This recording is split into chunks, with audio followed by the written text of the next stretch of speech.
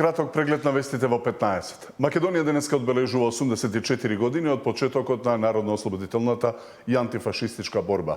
11 октомври е еден од најзначајните датуми во македонската историја, символ на отпорот, храброста и борбата за слобода. По тој повод во Прилеп се одржа свечена академија на вистинската патека за татковина со иднина, на која се обрати премиерот. Во продолжение дел од пораките на Мицкоски.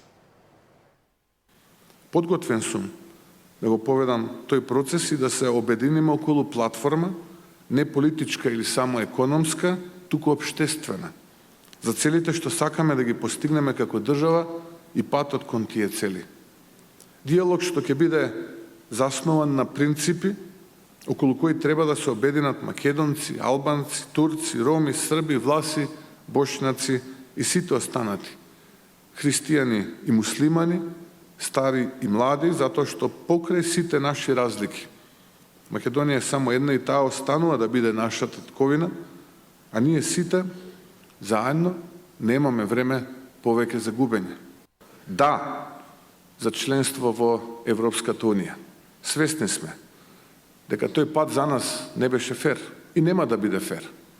Но не за билатерални услови и да за гаранции од страна на Европскиот совет, кој што мора, ако навистина сака да ја види ова мала земја која што во историјата многу пати покажала дека местото е заедно со нив во заедницата на европските народи, да испратат еден заклучок уште на следниот совет, Европски совет, во кој што јасно ќе кажат дека никој од нив нема проблем со посебниот македонски идентитет, дека никој од нив од тие 27 земји членки нема проблем со македонскиот јазик кодифициран пред 80 години и дека никој нема проблем од нив со повеќевековната македонска култура, традиција, обичаи на кои што практично се основа, се темели македонскиот идентитет.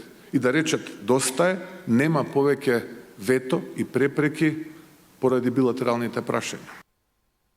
По истиот повод лидерот на СДСМ на средба со Сојузот на борците, по средбата изјави дека борбата за подобро општество не е завршена и треба уште многу да се работи за целосно да се исполни аманетот на нашите предци. Имавме одлична средба денеска со представници на Сојузот на борци, секој еден од нив директни наследници, потомци на народни херои, првоборци, луѓето кои што со крв се вградија во темелите на ова држава, кои што покажаа со дела и со борба дека Македонија сакаат повеќе од се. Заеднички заклучивме дека оваа мирновременска наша борба не е завршена, дека аманетот на предците не е целосно исполнет до крај, дека треба уште многу да работиме напорно, да ја зајакнеме оваа држава, да го завршиме евроинтегративниот пат, за да Македонија биде убаво место за живење во кој што младите ќе гледаат и нината. Случајот со сега веќе екс-директорот на неврологија Игор Кузмановски, кој е сменет по објавувањето на снимката на која меша кокаин, денеска предмет на реакција.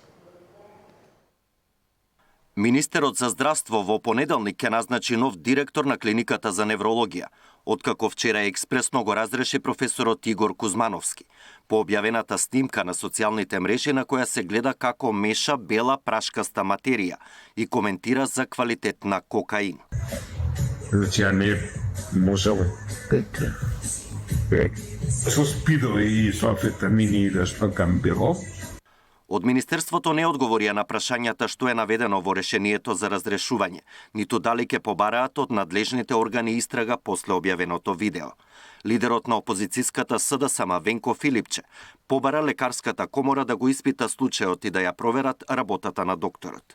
Сметам дека треба да реагира лекарската комора во однос на тоа да се направи проценка дали и колку време наназад се случувало тоа, односно дали во една таква состојба доктор воопшто може да лекува пациенти. Така да тоа е многу сериозно прашање, можеби во прашање биле доведени животи на некои негови пациенти, доколку бил во некоја таква состојба, сега да не периодицираме, но оваа работа заслужува сериозна анализа и проверка од страна на комората. Од Лекарската комора информираат дека со загриженост ги следат информациите поврзани со доктор Игор Кузмановски. Докторската професија има специфична димензија, која налага високо етичко и морално однесување.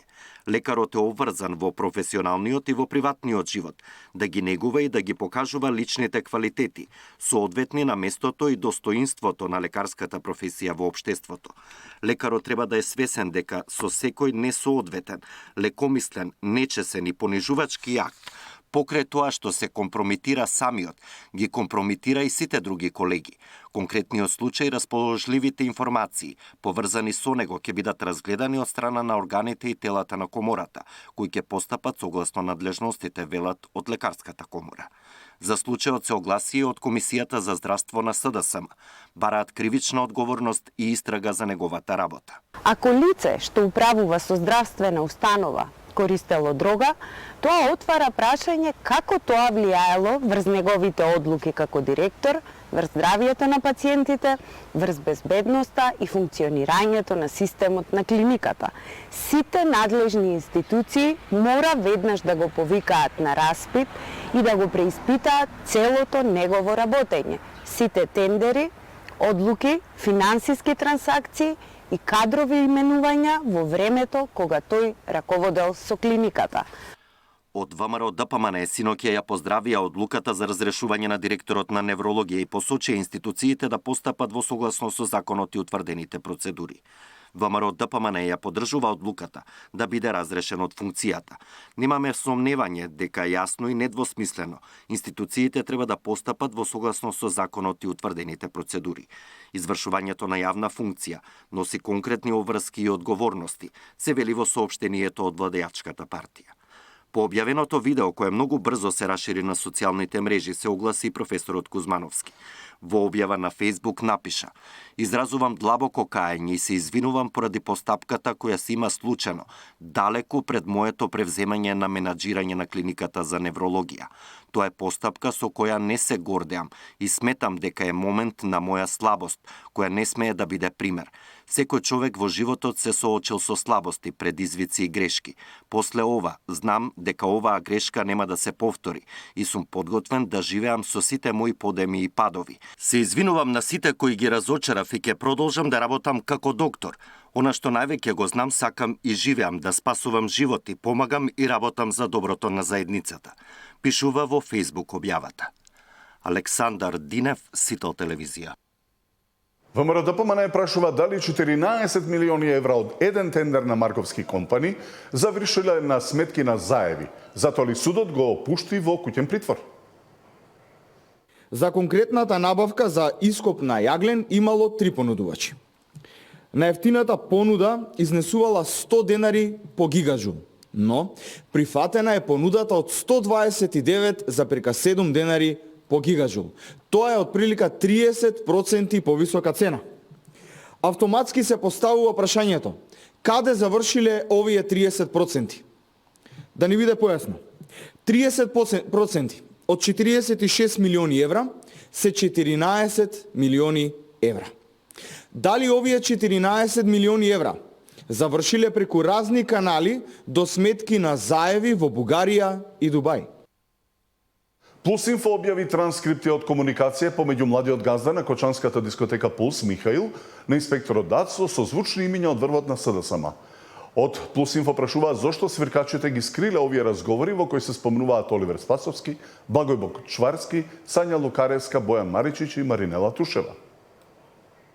Нови сомнежи за вмешаност на поранешни функционери од СДСМ во привилегиите што ги добивал газдата на кочанската дискотека Пулс отвара порталот Плюсинфо објавувајќи пораки добиени од истрагата за пожарот во кој настрадаа 63 лица, а повеќе од 200 беа повредени.